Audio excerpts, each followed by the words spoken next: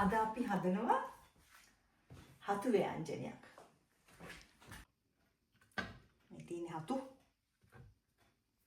ඔන්න හතු. දැන් මම මේක පෙන්නන්න කපාගන්නේ කොහොමද කියලා. මම අර මේකේ යට කොටස පොඩ්ඩක් මුලින්ම අරන් දානවා.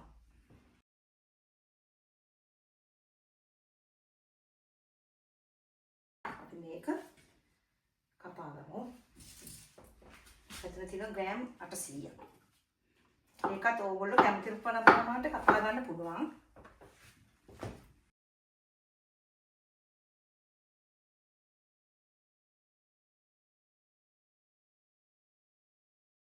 හරි දැන් මම හතු ටික කපාගෙන තියෙන්නේ. ඕගොල්ලන්ට හතු කැමති දේ කපා ගන්න පුළුවන් තව එකක් තියෙනවා. හරිනේ. ඔන්න දැන් කපාගත්ත හතු කැමති ප්‍රමාණයට කපා ගන්න පුළුවන්. මේ ඒ තියෙන යට කොටස නැට්ට ඊට පස්සේ මම මෙතන දැන් තව තියාගත්තා. මම ලුණු ටිකක් කපා ගත්තා. මෙතන තියෙනවා දෙහි කොළ, මේ අපේ කරපිංච, තක්කාලි තියෙනවා, සුදු ලුණු තියෙනවා, ඉඟුරු තියෙනවා, කොත්තමල්ලි කොළ තියෙනවා. මෙතන තියෙනවා කඩු ටික. හදමුනේ. හදමු.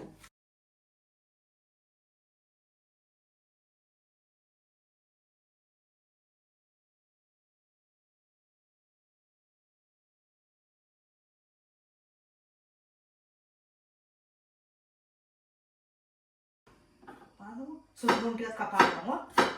අද නම් සුදු ලුණු මම කලන්නේ නැහැ.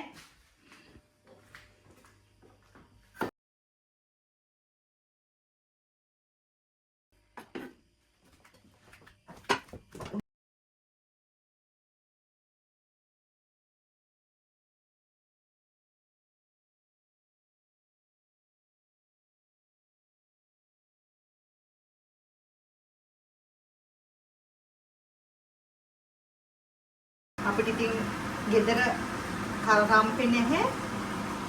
මිරිසුත් නැහැ. ඕගොල්ලන්ට ඉතින් දාන්න පුළුවන්. ලංකාවේ සේරම තියෙනවා. ඒ වත්ත කරපිංච ගස් තියෙනවා. රම්ප තියෙනවා. අපිට ඒව නැහැ.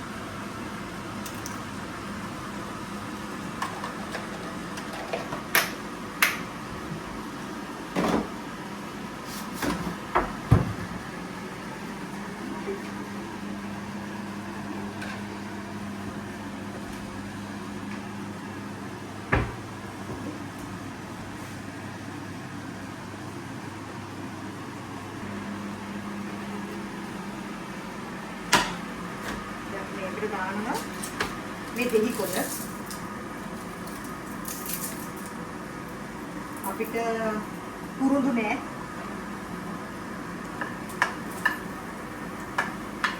ලොකු කේස් එකක් නෙමෙයි නේද? ටක් ගාලා හදන්න පුළුවන්. ඔව්. තව තියෙනවා මේ අපේ කරපිංච ඉතින් අපි ඩීප් ෆ්‍රීසර් දාලා ගන්නේ.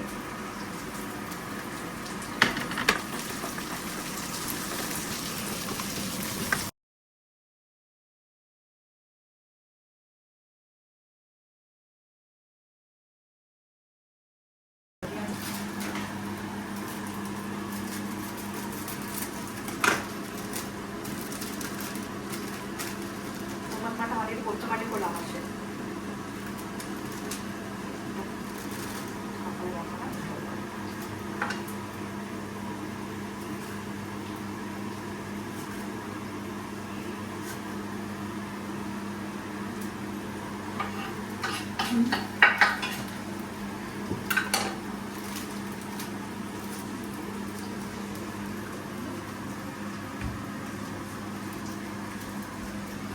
මම හැබැයි ගොඩක් ලුණු පාවිච්චි කරනවා.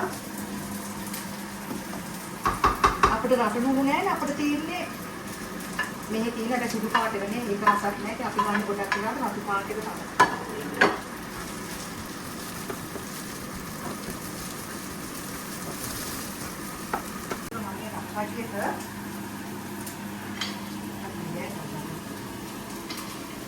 මේව දාන්න ඕනේ නැහැ.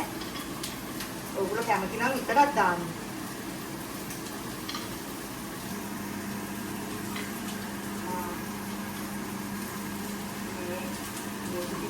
දාන්නම කියලා නෑ. ඉතින් මම ඉතින් ඔය වෙනකොට කොහොමද දානවා අපි. දැන් මේක ප්‍රධාන ආහාර වේලක්. මේ මස් විදිහට තමයි මේක ගන්න.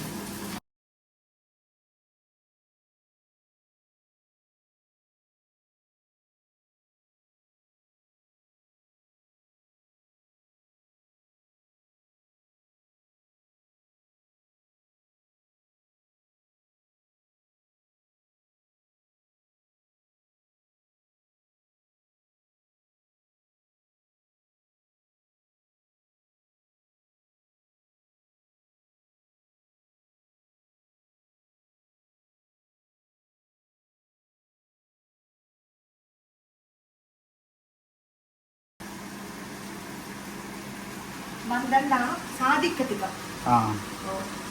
ඒක අර පොඩ්ඩක් අර මස් වෙනකොට සාදික්ක ටික දැම්මම ඒකේ රසක් තියෙනවා. මගේ තව කුරුඳු එක ආය. කුරුඳු කුඩු තියෙනවා. කුරුඳු කෑලි නෑ. මේ දෙකම එකයිනේ. ඔය ඉතින් හරි ඉතින් අර උන කුරුඳු කෑල්ල වගේ නෙමෙයිනේ.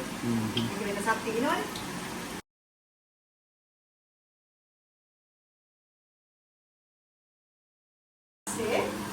අපි මේ කපාගත්ත මම ඊට පස්සේ මම මේ කපාගත්ත මේ හතු ටික දාන්න.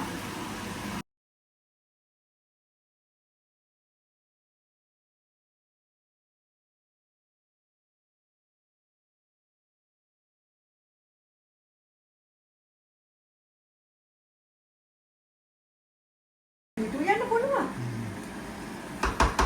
උයනවා කියන්නේ කලාවක්. උයන කියන එක උයන්න ඕනේ ආදරේ. නෑ අනේ මං ජෝක් එකක් කරේ අපිට ඉතින් මෙච්චර කාලයක් කන්න හදලා දුන්න ඔයානේ. උයන්න ඕනේ ආදරේ. ආදරේ ඉන්නවම තමයි කැම රස වෙන්නේ. ආදරේගේ අර පිළිගස්මයි.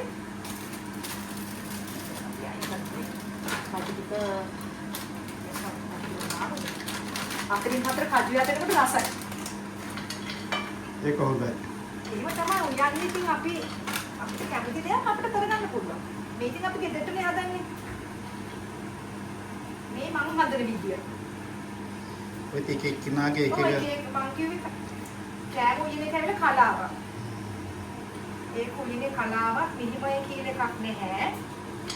සාමාන්‍ය දරුවෝ ගන්නවා. දැන් අපිට ධර්මික දෙයක් ඕන දෙයක් අපිට බලන්න පුළුවන්. හැමදේම තියෙනවා. තමන්ට කැමති විදිහට තමන්ට ඒක නිර්මාණය කරගන්න පුළුවන්.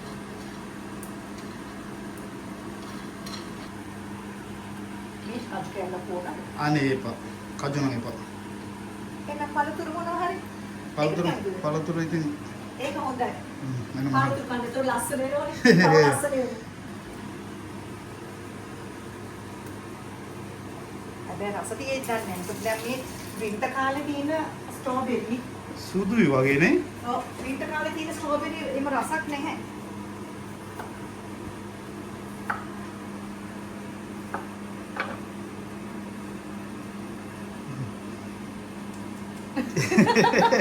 කොහොමද මම කරන්න? thank you. බාර් රසක් නැහැ නේ. හොඳයි. හොඳයි. හ්ම්. හොඳයි. thank you. වින්ටර් කාලේ සාමාන්‍ය ස්ට්‍රෝබෙරිම රසක් නැහැ. ටිකක් වතුර ගතිය වගේ තියෙන එනට රස තියෙනවා.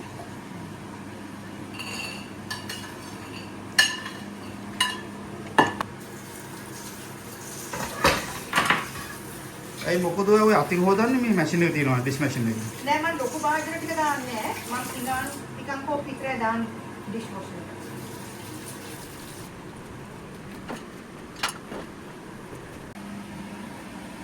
එකට. අපි ගින්දර වැඩි කරමු. ගින්දර වැඩි කරලා මේකට මම දැන් දානවා මිරිස් ටික. ගොඩක් මිරිස් දාන්න බෑ අපි දුවට කන්න බෑනේ. දුව හරි ආසයි. හතරයි දුවට.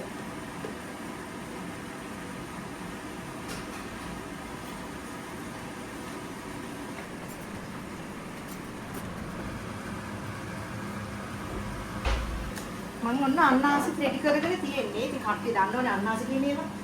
හොඳයි මම කජු ටිකක් මේ වෙලාවේ දානවා. ඒක ඉතින් කැමති විදිහට මම කැමති කජු දාන්න. මේක දාන්න.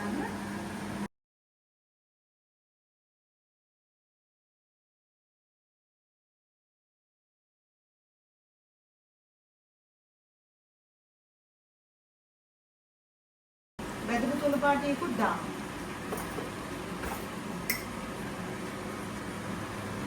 වැදුණු තුන පාටියකුත් දාන්න. ඉස්සලා දැම්මේ නැද්ද ඒක? නෑ වැදුණු තුන පාට දැම්මේ නෑනේ මම නිකන් තුන පාට දැම්මේ. මේ වැදුණු තුන පාට. මේක දාලා ටිකක් මෙන්න කියලා.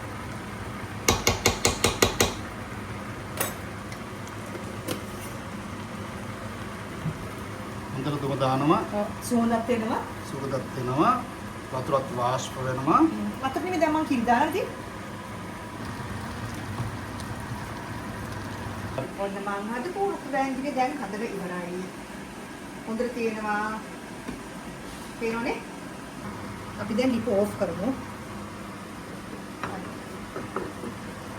Game over. කන්න විතරයි තියෙන්නේ. දැන් තියෙන්නේ කන්න විතරයි.